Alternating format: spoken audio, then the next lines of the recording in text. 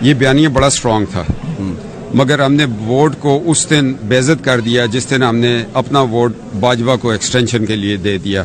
اب یہ نظریہ نہیں چلے گا ووٹ کو عزت ہو. ہم نے دفنا دیا اس نعرے کو، افسوس سے کہتا ہوں. اس میں ہر وہ مسلم لیگ کا بندہ مائنس پرویز رشید جس نے ووٹ نہیں دیا، جس نے بھی ووٹ دیا وہ مجرم ہے ووٹ کو عزت دو کے نعرے کا. یہ کوئی بات ہے یار؟ آپ لیڈر کے سامنے کھڑے ہی نہ ہو کہ نہیں سر یہ گل نہیں کرنی اسی. تسی تے سارے لالچی ہو، ٹکٹ مل جائے چاپلوسیاں کر لیے، گوڑیاں نو ہاتھ لا لیے، اسی ایم این اے بن جائیے اپنے پنڈ دے. تے کی فائدہ اس ایم این اے بنن دا یار جب تو آپ نظریات کیا تحفظ نہیں کر سکتے تھے؟ قائد اعظم کے آگے لوگ نہیں کھڑے ہوتے تھے؟ سیدنا عمر فاروق رضی اللہ تعالیٰ عنہ سے نہیں پوچھ لیا تھا سلوار قمیض کیسے بنی؟ اور رگلانے والی وہی ٹیم ہے جو جا جا کے گھوڑے پڑ دی میاں صاحب اس طرح کر لیے تھے، ہو جائے گا تے ہو جائے گا.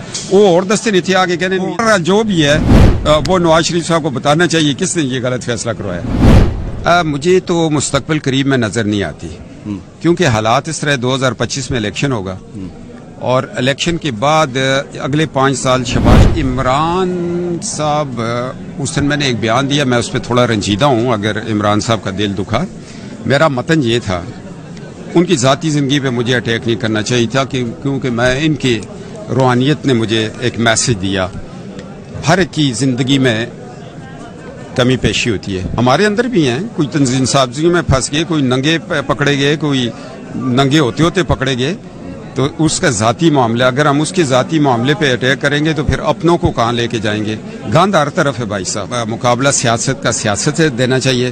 اگر وہ بندہ اس پہ انگلی اٹھا سکتا ہے جس کا اپنا کردار جو ہے وہ اتنا صاف ہو، وہ اس کو کہے کہ ہم کس منہ سے کہیں، ہم نہیں تو پھر جب میں بات کرتا ہوں تو مجھے لوگ پیغام دیتے ہیں بھائی جی وہ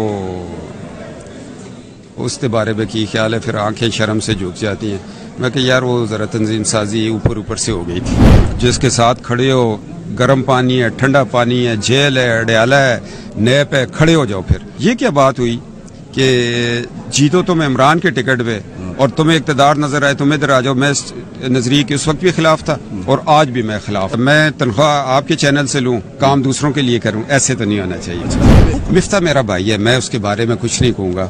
میں نے ناراض نہیں کیا. میں تو مفتاح نے کہا کہ صفدر 58 کا ہو گیا ہے، تو میں نے کہا تمہیں کس نے بتایا؟ تو میں نے کہا میں نے ریزائن نہیں کر دیا. میں کہا ایک بھائی کا دل نہ دکھے تو میں نے یوتھ کو چھوڑ دیا. وہ بہت عظیم انسان ہے شاہد خاقان عباسی. اس نے 12 اکتوبر کے بعد جس جوان مردی سے مشرف کا مقابلہ کیا، اٹک قلعے میں رہا، جو شاہد خاقان عباسی بھائی ہے ہمارا بڑا، اس کی ذات سے عہدے بہت نیچے رہ گئے. اس کو عہدوں کی ضرورت ہی نہیں ہے. وہ اپنی ذات میں ایک لیڈر ہے اور وہ عہدے تقسیم کرنے والا ہے.